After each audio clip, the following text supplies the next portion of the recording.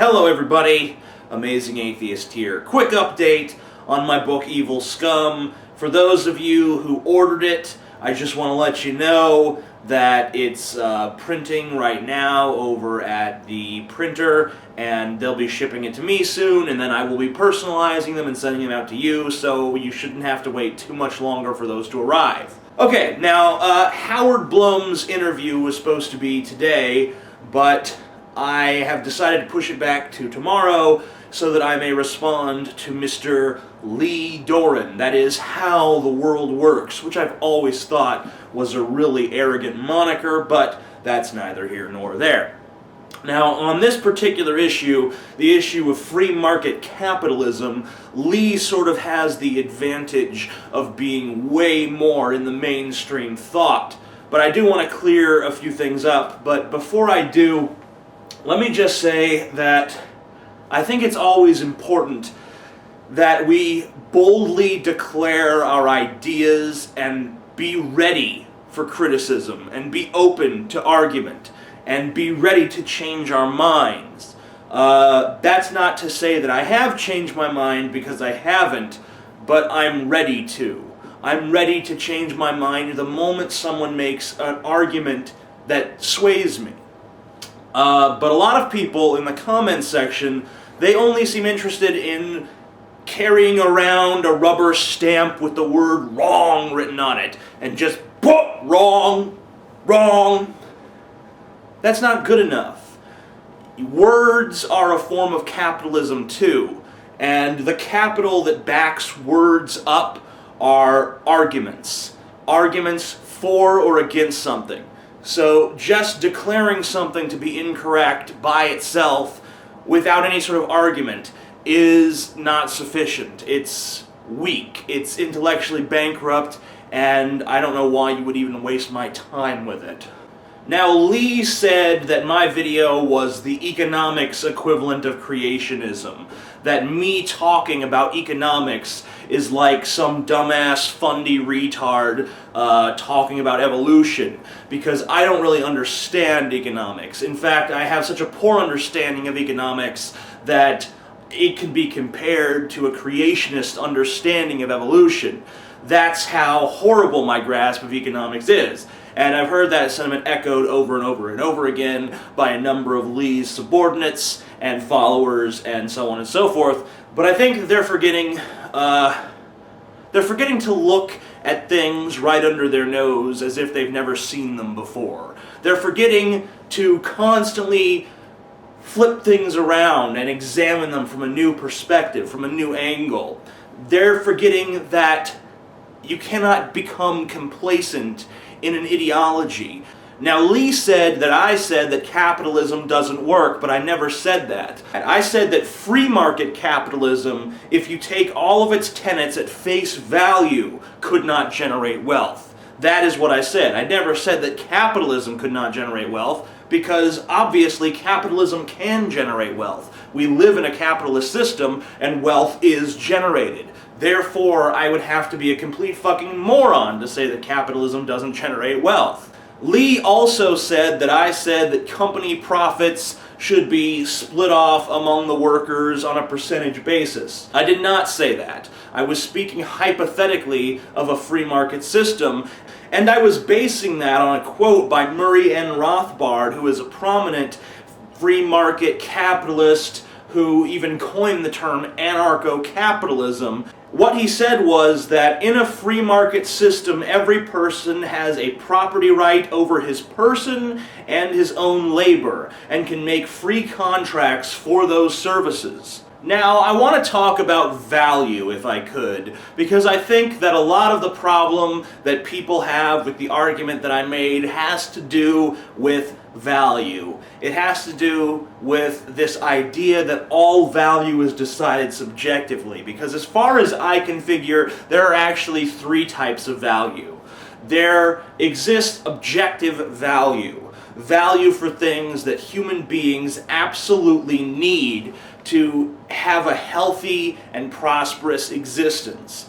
These things are food, clothing, shelter, companionship, and I would even argue entertainment, because I think if people don't have some escapism, then they're not going to be healthy psychologically, which is just as important as being healthy physically. And the values of these things can be increased by subjective perceptions, but even if someone has a refrigerator full of water, there's still a baseline value for water. They don't want to get rid of all of their water because they know that they need it to live. So there is going to be a value that has nothing to do with subjectivity. There's going to be an objective need to own at least some water. The second type of value is subjective value. These are things that are valuable only to you. Things like family heirlooms, family photos, or urgently needed resources. Like if I'm starving to death and I desperately need some food, food has this enormous value for me at the time, most of which is subjective because I'm the one starving. Whereas someone with a pantry full of food is only going to perceive their food at its baseline value. The third type of value is intersubjective value. These are things that derive their value from the mass perception that they are valuable. These are things like jewelry and gold and money and brand name items where, a shirt obviously has some intrinsic value, but if you put a little Nike logo on it, all of a sudden it has more value because the brand is perceived to have value. Now, the argument that Lee Doran and other free market capitalists have made is that because all value is based upon the subjective discrepancies in the value of particular items, this means that both parties walk away from all transactions with increased wealth. The analogy that he used is that if he has a bunch of water and I have a bunch of sandwiches, and he needs sandwiches and I need water, then we trade those items, and because he is in desperate need of sandwiches, a sandwich is more valuable to him than it is to me, and vice versa. Therefore, we've both increased our wealth. There's a few problems with this line of reasoning, though. The first problem is that this line of reasoning doesn't account for intangibles. It doesn't account for services that do not increase your wealth. Let's say that you are a prostitute and I hire you to service me sexually. In that instance, I'm getting something for my money, but I'm not increasing my wealth. I'm just relieving some tension. Now, maybe that has some sort of monetary worth, and obviously it does if I'm willing to cough up the money, but I don't think I'm wealthier when I walk away. In fact, I might be a little poorer if I have to throw away that particular pair of underwear. Another problem with Lee's line of reasoning is that it doesn't account for finite resources. For instance, if I give Lee Doran $1 and he gives me an apple, I eat that apple and he uses the dollar to buy a little laser pointer. He has that laser pointer for a long time. He has that laser pointer from now until that laser pointer breaks, which may be 2 or 3 years from now. I have that apple for that day until I eat it, and then I digest it, and you don't want to know what happens to it after that, but it's gone. It sustained me, and I'm happy for it, but after that day, it's gone, because it was a finite resource. Now, of course, the laser pointer is finite too, but it's much less finite. So, I gave Lee 3 years worth of wealth for 1 day worth of food. Doesn't really seem like a fair arrangement. Which brings me to the third line of argument against the idea that everyone is always increasing in wealth at all times through all transactions. And that is that it follows the rational self-interest model. And the rational self-interest model just doesn't make any goddamn sense. Because it assumes that human beings are always looking out for their own rational self-interest, which just isn't the case. This is a misperception about human nature. And if you don't have the right idea about human nature, you can't possibly have the right idea about economics. Sometimes people will put aside self-interest for group interest. You see this all the time in religion. You know, people have $20 burning a hole in their pocket. They could use that to buy some food, they could use it to buy a book, they could use it to buy some drugs, but instead they donate it to their church. Or sometimes people go a lot further than that. Sometimes people strap bombs to themselves and blow themselves up in city squares because the group that they belong to said it was a good idea. There's nothing rational about that, and it's certainly nothing to do with self-interest.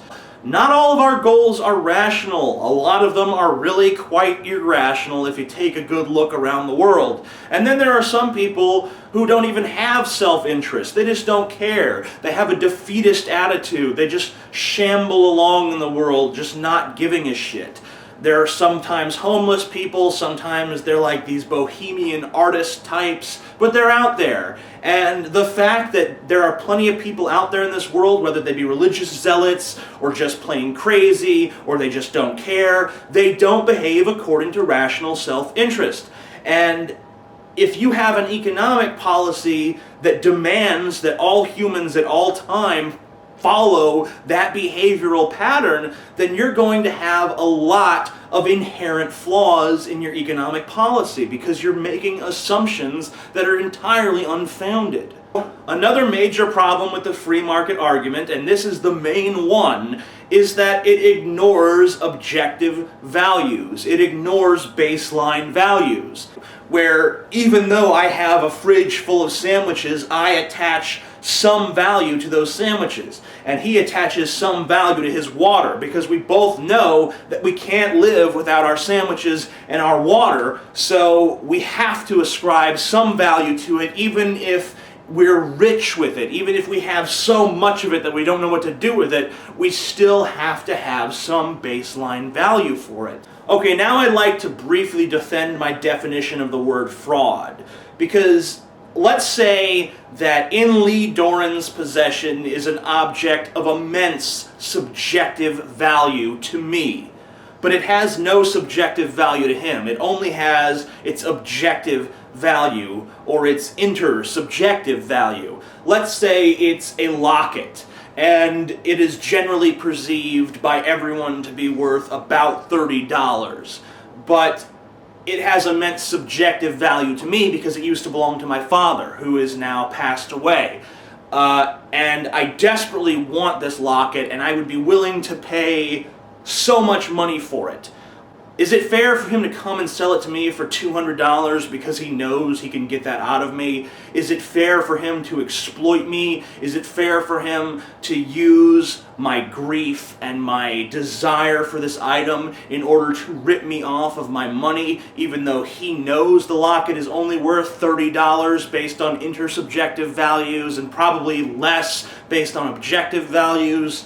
Yeah, I think that most people would view that kind of person as exploitative, as something of a scumbag, and I would say that that person is committing a minor form of fraud. So let's take that situation out of the microcosm and apply it to the macrocosm. There is a huge population of people who all perceive some particular item as being worth $100. And there is a giant corporation who owns the rights to all of this item, and they're willing to sell it to these people for $100, even though the objective value, the baseline value, is far less than that. So if Lee Doran is an extortionist for ripping me off for a locket that had sentimental value to me, then why is that giant corporation not an extortionist and not a defrauder by charging these people more for this item than it's objectively worth? That's my question, and I don't think there's a good answer. I don't think that you can defend that corporation aside from just saying that it's a necessary evil, that some fraud and some deception is necessary for commerce, and I'd probably agree with you. After all, I am the guy who charged $50 for a book, and I charged that much because there were people who were willing to pay that much. That's how commerce works. Just like I go out and I pay for things all the time that are not worth objectively what I pay for them, but I buy them anyway because they're worth that much to me. And there's nothing wrong with that, but I recognize that if I look at the situation logically, I am being exploited. But there's no alternative to that. At least no one's discovered one yet. Maybe someday there will be. Maybe someday we won't need money. Maybe someday there won't be this capitalist system and we'll have come up with something better. But it's what we've got for now, and it is the best system currently. It's far superior to communism. It's far superior to serfdom. So yeah, capitalism is a good thing. Now, Lee Doran said that free market capitalist systems are the only systems that create innovation. And I have to ask, if that's the case, then why is the United States of America so innovative? Because we're certainly not practicing free market capitalism here. We use tax dollars. Those are dollars that were coerced away from the American people. We spend that on roads, we spend it on firefighters, we spend it on police, we spend it on mail, we spend it on subsidizing the farming industry. We spend it on retirement in the form of Social Security. We spend it on insuring banks so that if your bank collapses, the federal government will pay you back your money up to a certain point. We spend it on defense. We have the highest defense budget of any country on the planet many times over. We spend it on schools. And hey, maybe you don't like some of these programs. Maybe you don't like any of these programs, but the fact remains that we do spend money on these things. So we're not a free market capitalist system for that reason, and we're not a free market capitalist system because we like to regulate. We have health regulations, we have financial regulations, we have farming regulations, we have environmental regulations, we have drug regulations, we have housing regulations. There are all sorts of regulations. The American way of life is practically drowning in regulation. And yet, Lee Doran, citizens of the United States filed 95,037 patents in 2009, higher than any other country. The runner-up was Japan with about 38,000 patents, and guess what? Per capita, that's about equal. And you know, Lee, Japan is actually less free market than the United States is. They even have universal health care, for fuck's sake. Now, Lee, another thing you talk about is the profit motive, and how the profit motive is the best motive to get people to do things. And I agree with you. The profit motive is the best way to get people to do things, but the profit motive is not exclusive to free market capitalism. Obviously, because we have the profit motive here in the United States. And as I've just shown you, we don't have free market capitalism here. What we have is a mixed economy. We have some social programs, which you would call socialism to make it sound scary, and then we have regulations, which you're probably opposed to, and then we have capitalism. So we're not just letting this big monster called capitalism run around eating whoever it wants to. We have it on a leash. We have it in chains. We have it under control. We try to control it as much as possible. And considering how prosperous, even in these times of recession, our country is, I think we've been doing a pretty damn good job of it. And the system's not perfect. We don't have it all under control. There are still corporations out there doing hideous, horrible things. Regulation is good, and I'll give you two examples of why regulation is good. Let's say that there is a bad company out there that is defrauding people and selling shoddy products. How is that fixed in a free market capitalist system? Well, the way that it's fixed in a free market capitalist system is that word of mouth gets around and people communicate with each other. They tell each other, you know what, don't trust this company. They're just a scam. Don't even mess with them. And, you know, basically those people would be competing with that giant corporation's advertising dollars at all times. And, you know, the company could keep saying, we've turned over a new leaf, we've turned over a new leaf. And it'd be a while before the people actually realized this company's never turning over a new leaf and just abandons it. But by then, the company has made a lot of greedy people rich. Now, how does a regulated capitalist system handle the same situation? At the very least, the company gets fined and they get regulated, and people come to them and say, we need to fix these problems if you guys want to stay in business. And if they don't fix the problems, then they get shut down so that they can't rip off any more consumers.